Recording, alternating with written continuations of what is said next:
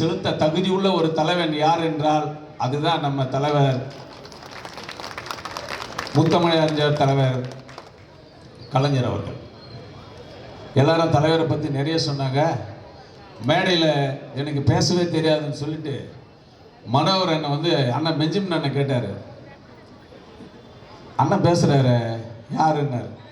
அவர் என்ன சொன்ன தலைமை கழக பேச்சாளர் அண்ணன் மனோகர் அண்ணன் தான் பேசுகிறாருன்னு சொன்னேன். மிக அருமையாக பேசினார். ஏன் அதை பேசுகிற இடம் என்னன்னா, இன்னைக்கு ஒன்றுத்துக்கும் பிரயோஜனம் இல்லாத ஒரு முதலமைச்சர் இருக்கிற பகுதியில் அவர் குடியிருக்கிறார். அதனால் அதை பேசுகிற தகுதி மொத்தம் அண்ணனுக்கு இருக்குது என்பதை தெரிவித்து, நம்ம சகர செல்வகுமார் கூட சொன்னார், இந்த பொதுக்கூட்டம் வெற்றி விழா பொதுக்கூட்டம் போல தான் இருக்குதுன்னு சொன்னார். உண்மையிலே அது உண்மைதான். இந்த நிகழ்ச்சியை சிறப்பாக ஏற்பாடு செய்து நடத்திருக்கிற மதுரவாயல் தெற்கு பகுதி கழகத்தின் செயலாளர் முன்னாள் சட்டமன்ற உறுப்பினர் அண்ணன் கணபதி அவர்களுக்கு இந்த நேரத்தில் வடக்கு பகுதி திமுக சார்பில் என்னுடைய நன்றிகளையும் பாராட்டுகளையும் இந்த நேரத்தில் தெரிவித்துக் கொள்ள கடமைப்பட்டது. ஒரு கரவசம் கொடுத்துடலாம் அண்ணனுக்கு. ஏன்னா இது கூட்டி வந்த கூட்டம் இல்லை, தானாக கூடிய கூட்டம் என்பதுதான் பெருமையான ஒரு விஷயம். ரெண்டாவது, நம்ம பேசும்போது அண்ணன் கணபதி அண்ணன் சொல்லுவார், 2-3 நிகழ்ச்சியில் பேசணும், நான் முன்னாள் சட்டமன்ற உறுப்பினர்னு சொல்லுப்பா, என்ன நான் சட்டமன்ற உறுப்பினர் தான் சொல்லுவேன். அவர் சொல்லுவார், என்ன முன்னாள் சட்டமன்ற உறுப்பினர்னு சொல்லுப்பான்னுவார். நான் ஒன்றா பேச்சுக்கு சொல்லலாம் முன்னாள் சட்டமன்ற உறுப்பினர், ஆனால் இந்நாள் வரையில் சட்டமன்ற உறுப்பினர் பணியை முழுமையாக செய்து கொண்டிருப்பவர் அண்ணன் காரம்பாக்கம் கணபதி என்பதை நான் பெருமையோடு சொல்ல கடமைப்பட்டிருக்கிறேன். ஏன்னா இன்றைக்கி சொன்னாங்கல்ல 94414999 எல்லாருக்கும் தெரியும் அந்த நம்பரு. இன்றைக்கி பார்க்குக்கு போனார்னா 10 பேர் பேசுகிறான்னு பார்த்தா 100 பேர் பேசுகிறாங்க. இன்றைக்கி புதிதாக தேர்ந்தெடுக்கப்பட்டிருக்கிற இந்த தொகுதியின் சட்டப்பேரவை உறுப்பினர் யாருக்காவது தெரியுமா? தெரியுமா? சத்தமா இல்லையே? தெரியாது. ஏன்னா ஒரு சட்டமன்ற உறுப்பினர் பதவியை இந்த தொகுதிக்காக முழுமையாக பணியாற்றியவர் யாருன்னு சொன்னா நம்ம சட்டமன்ற உறுப்பினர் அண்ணன் கணபதியை சேரும் என்பதை இந்த நேரத்தில் நான் மிக மகிழ்ச்சியோடு தெரிவிக்க கடமைப்பட்டிருக்கிறேன். இப்போ சொன்னார், சார்லஸ் பேசும்போது சொன்னார், வீட்டு வரி வந்து ஏறி போச்சு, கரண்ட் பில் ஏறி போச்சுன்னு சொல்லி. உண்மைதான். கடந்த காலங்களில் நம்ம திமுக ஆட்சியில் அண்ணன் தளபதி தலைமையில் நடைபெற்றுக் கொண்டிருந்த ஆட்சியில் இவர் அதிமுக கவுன்சிலரு, இவர் விடுதலை சிறுத்தை கவுன்சிலரு, இவர் காங்கிரஸுடைய கவுன்சிலரு, இவங்க பிஜேபியோட கவுன்சிலர்லாம் யாரையும் பிரிச்சே பார்க்க மாட்டோம். எல்லா மாமன்ற உறுப்பினர்களும் மக்களால் தேர்ந்தெடுக்கப்பட்ட பிரதிநிதின்னு சொல்லி நிலையான ஒரு நிர்வாகத்தை தந்தது திமுக ஆட்சி, திராவிட மாடல் ஆட்சி, முத்துவேல் கருணாநிதி ஸ்டாலினுடைய ஆட்சி தான். இன்னைக்கு உண்மையிலேங்க போன மாதம் 29ஆம் தேதி மாமன்ற கூட்டம். அந்த மாமன்ற கூட்டத்துக்கு போகிறோம், மேயர் தான் கூட்டம் நடத்துகிறாங்க. நான் எப்பவுமே பேசும்போது நான் சொல்லுவேன், 0 அவர்ஸ் கொடுத்தாங்க, நான் பேசினேன், வணக்கத்திற்குரிய மேயர் அவர்களே, துணை மேயர் அவர்களே, எல்லாருக்கும் வணக்கத்தை சொல்லிட்டு அதிகாரிகளுக்கும் எல்லா அதிகாரி பேரையும் சொல்லிட்டு வணக்கம் சொல்கிறது எனக்கு வழக்கம். சரின்னு ஏஞ்சி மேயருக்கெல்லாம் வணக்கம் சொல்லிட்டு அதிகாரிகளுக்கெல்லாம் வணக்கம் சொல்லணும்னு நான் ஆசைப்பட்றேன். ஒரு அதிகாரியை கூட காணுமேங்க என்ன. ஆமாண்ணே, அதிகாரியே இல்லை. இங்கே ரத்னாலாம் உட்காந்துட்டு இருக்கிறாங்க, இங்கே கவுன்சிலர் பின்னாடி இருக்கிற கவுன்சிலர்லாம் இருக்காங்க, அதிகாரியே இல்லை. கமிஷனர் எங்கடானா கமிஷனர் இல்லை, டிசி ஒர்க்ஸ்னா டிசி ஒர்க்ஸ் இல்லை, ஒரு ஐஏஎஸ் ஆஃபீஸர் உட்காந்துக்கிட்டு இருக்காங்க. அப்புறம் நான் சொன்னேன் மேயர்கிட்ட, ஏம்மா கடந்த ஆட்சி காலத்தில் இந்த மன்றம் அலங்கரிக்கப்பட்டது, மக்கள் குறைகளை கோரிக்கைகளை வைக்கப்பட்ட இடம், 22 சட்டமன்ற தொகுதி 200 மாமன்ற உறுப்பினர்கள் உட்கார்ந்து அமர்ந்து கொண்டிருந்த இடம். இந்த இடத்துல அதிகாரியே இல்லாமல் இந்த கூட்டம் நடத்துறதுக்கு ஏன் கூட்டத்தை இன்னொரு நாள் தள்ளி வச்சிடுங்கன்னு சொன்னேன்.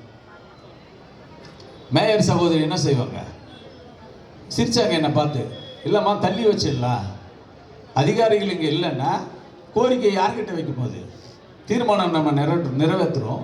அப்போ தீர்மானம் நிறைவேற்றினா மேயரோட ரூம்லேயே போய் நாங்கள் மினிட்டில் கையெழுத்து போட்டு வந்துடலாம், இல்லை மேயர் ரூம்லேயே போட்டு வரலாம், எதுக்கு மன்ற கூட்டம்னு சொல்லி கேட்டோம். கேட்ட ஒரு 20 நிமிஷம் அந்த நேரத்தில் ஒரு சகோதரி இருந்தாங்க, ஒரு பிஜேபி கவுன்சிலர். அவங்க கவுன்சிலர் தான் பேருக்கு பிஜேபி, ஆனால் எந்த கூட்டம் நடந்தாலும் ஏஞ்சி நின்று பேசினா ஜோன் 10 கிருஷ்ணமூர்த்தி அண்ணனுக்கு ஒரு வாழ்த்துக்கள், நன்றிகள், பாராட்டுகள் சொல்லுவாங்க. அதேமாதிரி நம்ம தலைவரையும் வாழ்த்து பேசக்கூடிய பிஜேபி இயக்கத்தில் இருந்தாலும் நம்ம தலைவர் முத்துவேல் கருணாநிதி ஸ்டாலின் அவர்களை பாராட்டக்கூடிய ஒரு சகோதரி அவங்க ஏன்னு சொன்னாங்க, மாமன்ற உறுப்பினர்கள் இடம்லாம் இருக்கே காலியாக இருந்தால் பேப்பர்ல எல்லாம் டிவியில் போடுறீங்களே, அதிகாரிகளே இல்லையே, ஏன் இதை டிவியில் போடலன்னாங்க.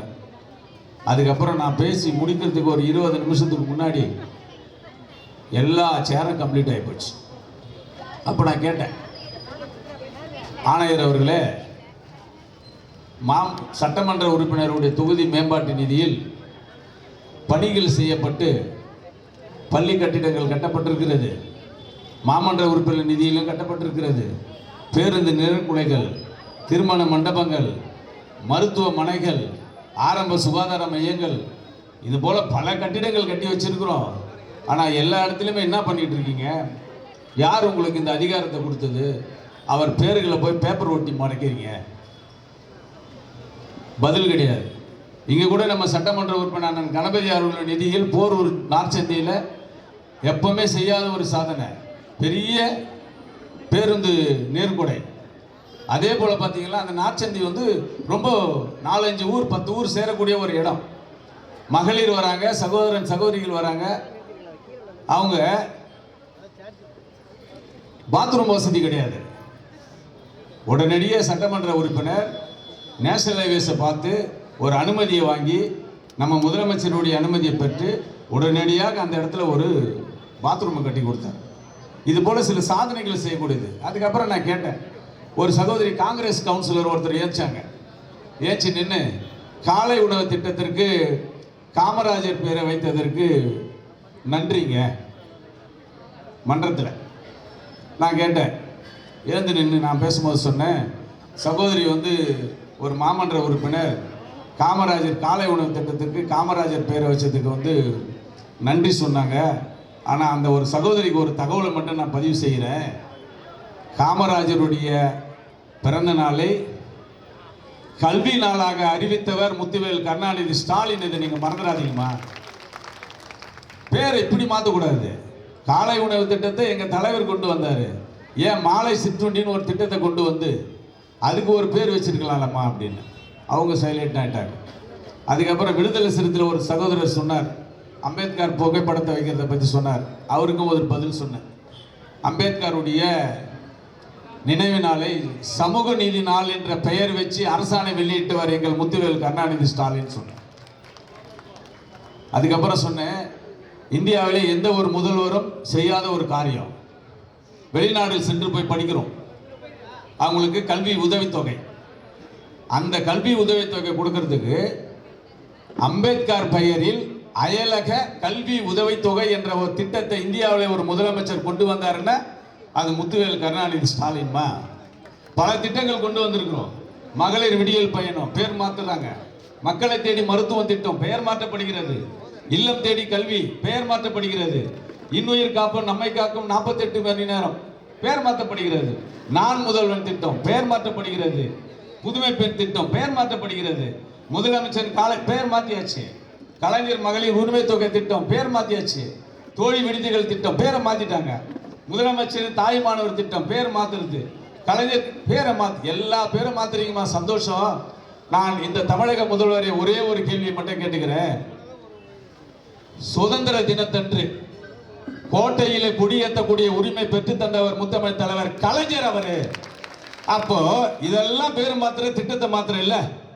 அப்போ கோட்டையில இந்த வருஷம் ஆகஸ்ட் 15 ஏத்தாம இருப்பாரா அவருன்னு கேளுங்க நான் சொன்னேன். அந்த தமிழ், அதாவது இந்தியாவில் எந்த ஒரு அரசியல் தலைவனும் எந்த ஒரு முதலமைச்சரும் முத்தமிழ் தலைவர் கலைஞரை நினைவு கொள்ளாமல் ஒருவார் நிர்வாகம் செய்ய முடியும்னா அது நிச்சயம் முடியவே முடியாது. அத்தனை அரசியல் தலைவர்களுக்கும் ஒட்டுமொத்த தலைவராக இருப்பவர் முத்தமிழ் தலைவர் கலைஞர் என்பதை இந்த நேரத்தில் தெரிவித்து அவருடைய இந்த புகழ்வணக்க பொதுக்கூட்டத்தில் அவருக்கு என்னுடைய புகழ் வணக்கத்தை தெரிவித்துக் கொண்டு இந்த நிகழ்ச்சியை மிக சிறப்பாக ஏற்பாடு செய்து நடத்திய மதுரவாயல் தெற்கு பகுதி கழகத்தின் செயலாளர் முன்னாள் சட்டமன்ற உறுப்பினர் அண்ணன் கணபதி அவர்களுக்கு என்னுடைய பாராட்டுகளையும் நன்றியை தெரிவித்து விடைபெறுகிறேன். நன்றி, வணக்கம்.